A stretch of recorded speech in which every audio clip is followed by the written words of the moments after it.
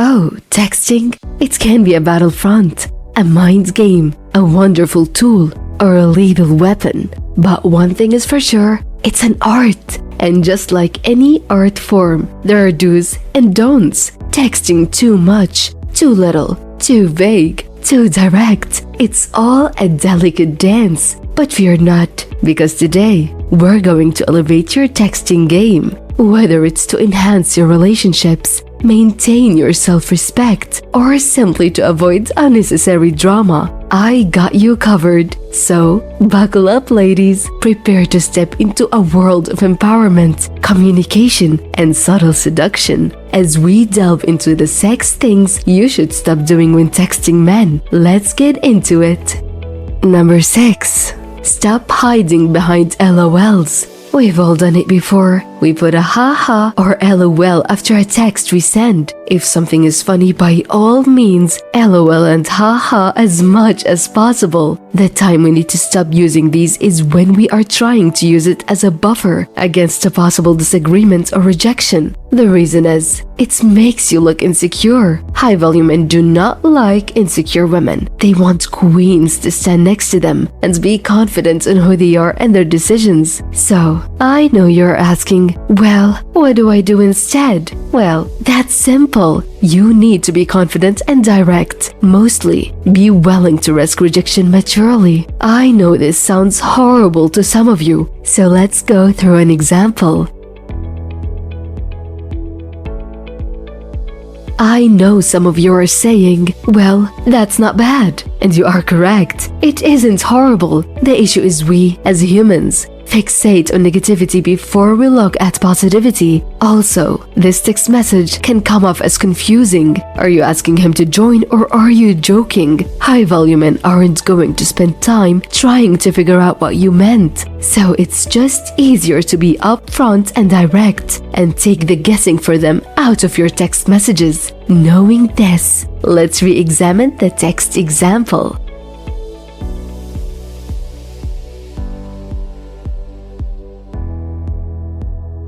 Can you see how this is clearer than the original text message? You come off as self-assured compared to the first example. Also, it's not as confusing for the person getting the text. Remember, high-value men like winning your attention. They like knowing they make you smile and laugh. So using ha-has and LOLs abundantly takes that away from them.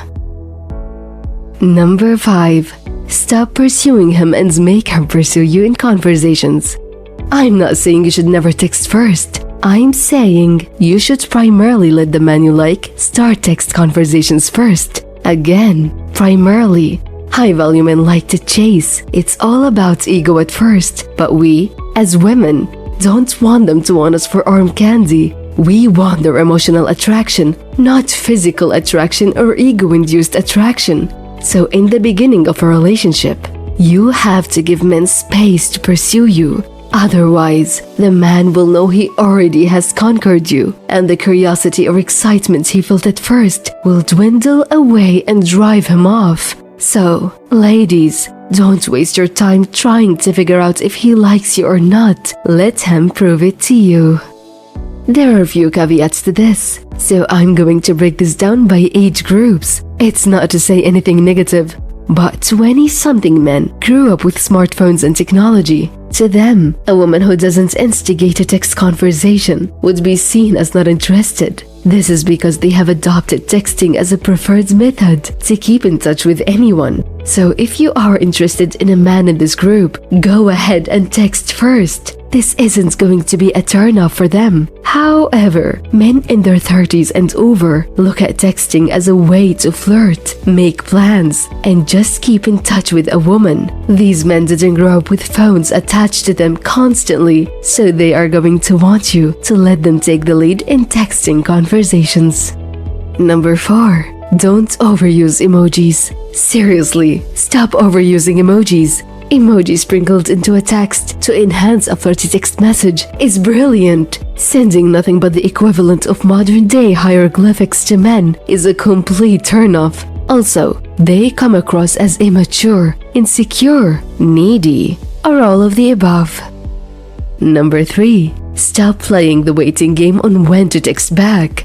This one is a little more of a gray area. There really isn't a set amount of time to allot for when to return a man's text message. Instead, let's look at it from a few different angles. When first dating, assign a man to the category of an acquaintance or a comfortable family member. By assigning him a position like this in your mind, you are making it so he has to prove to you he deserves to be something more in your life. So if a man texts you, you aren't going to drop everything to respond back to him. Just like if your sister, brother, or mom sends you a meme or gif about a show you both watch, you aren't going to just stop what you're doing and reply. You'll respond when you have the time to talk about whatever the topic is. This should be the same for any new man entering your life. You shouldn't alter your habits to adjust to his timeline. Any man worth it won't ask you to do that either. They'll respect you and enjoy the chase of you even more. There's still a few of you asking, but how exactly does that look? So let's break it down a little bit more. Your texting habits shouldn't change for the worse when starting a conversation with a new man. For example, you shouldn't start trying to look at your phone while driving because you saw he texted you. Besides, it's dangerous. In most places, it's illegal now as well. Don't be a criminal for a new romance. The repercussions just aren't worth it, ladies. The easiest way to do this if you're still confused is to put in the same amount of effort as the person is. If you get sporadic messages from them, be as aloof on texting back as they have been. This may also allow you to decide if you really do want to have this person in your life. If they aren't willing to give you the energy you want or need, it might be better to move on anyway. Number 2. Don't encourage men to send you nudes. No one likes dick pics. These are just a fast way for a man to find a hookup. If you are looking for something more than just a quick bedroom tumble, don't encourage these. While quite a few women have become adept at refusing these, some women still struggle with the best way to respond to these. Here's our best response to this. Be gracious and firm in your response. That wasn't meant to be sent to me, right? You obviously have me confused with someone else. No. Let's save that kind of naughty talk for later on. Tempting offer, but I think I'd like to save that kind of stuff for my boyfriend/husband. Number 1. Stop wasting energy on men who appear uninterested, uninvested, and unenthusiastic. Here's a scenario we've all been on the receiving end of. You text someone you are dating a question, and they don't respond until days later. There is no explanation about why it's taken so long to answer or what exactly has been going on to possibly excuse the behavior. So how do you respond? Do you just ignore it and move forward, or do you confront it? Our recommendation? Challenge him in a sassy way. We know it's a thin line to walk on this one, so we'll give you an example without challenging him.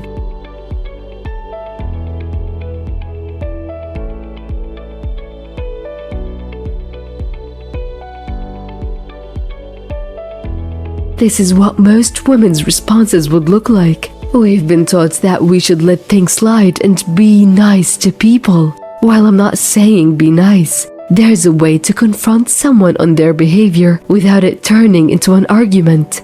So here's what we'd recommend as a sassy response instead.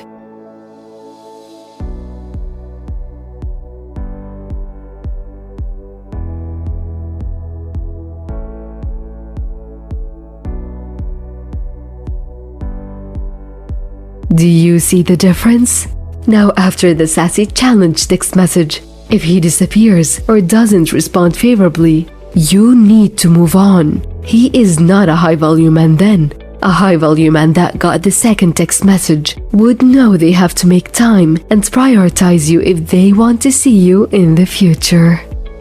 And there you have it, ladies. 6 things you should stop texting to men. Remember, it's not about playing games or manipulating. It's about respecting yourself, setting healthy boundaries, and being clear in your communication. Mastering the art of texting can empower you. It can build trust and deepen your relationships. It can save you from needless worry and miscommunications. Most importantly, remember this: you are valuable. Your time, Your thoughts, your feelings, they are important. You deserve to be heard, respected, and loved for who you are. Now, it's your turn. I want to hear from you. What texting habits are you going to change? What's worked for you in the past? Leave your thoughts in the comment section below. We are all here to learn and grow together. Remember, being a femme fatale is not about being destructive or harmful. It's about embracing your power, your intelligence, and your charm. It's about making a difference in your life and in the lives of others. This is the Femme Fatale, reminding you to stay strong, stay fierce, and always stay fabulous.